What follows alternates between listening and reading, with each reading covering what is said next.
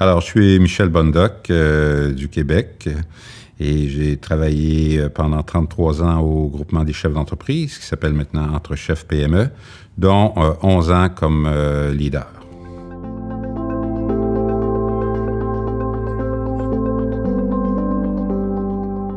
J'ai découvert les principes de la gouvernance partagée d'abord par les recommandations d'un ami, Rémi Tremblay, de la Maison des leaders, qui m'a parlé de Frédéric Laloux.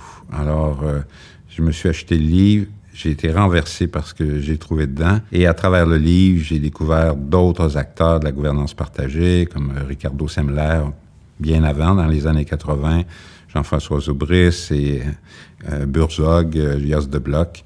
Alors, c'était pour moi une révélation et ça correspondait à quelque chose que j'avais le goût de réaliser.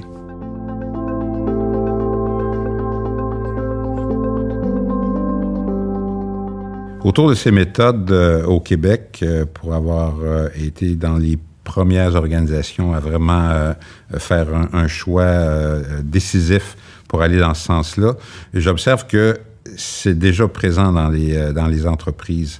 Et un des facteurs qui fait ça, c'est le fait, entre autres, qu'il y a une rareté de main-d'œuvre. Et la gouvernance partagée amène une notion d'attractivité à l'entreprise, rend l'entreprise attractive pour ses employés, mais aussi pour ses actionnaire, pour ses clients et pour la société. C'est un mouvement qui se passe implicitement dans les entreprises, mais je l'observe dans beaucoup de PME.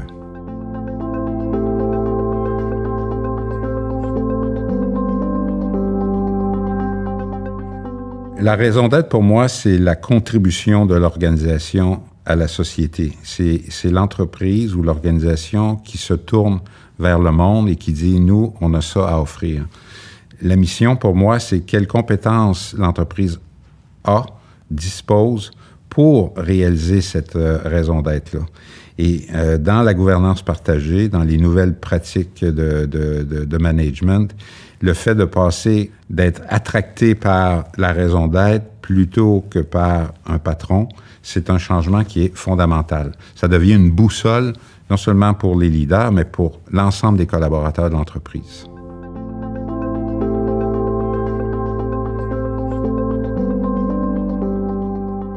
J'ai d'abord piloté une transformation dans l'organisation que je dirigeais à partir de 2016, où on est passé en mode holacratie, puis ensuite on a adapté avec des principes de méthode libérée, de lean et tout ça.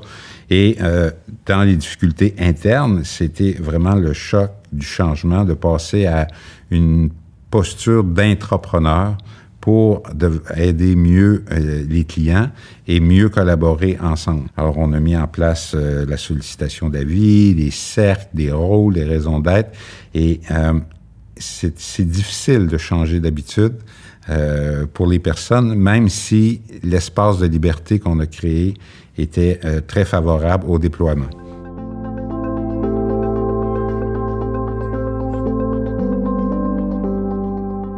Le meilleur conseil que je peux donner pour quelqu'un qui veut se lancer là-dedans, c'est, comme dirigeant, c'est de se préparer.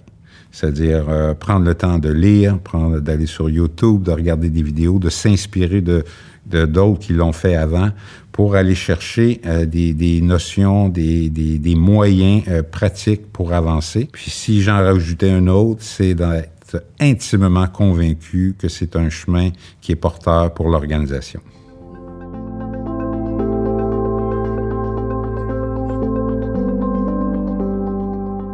J'ai été très touché de recevoir le Next Gen Leader Award hier soir ici à Paris.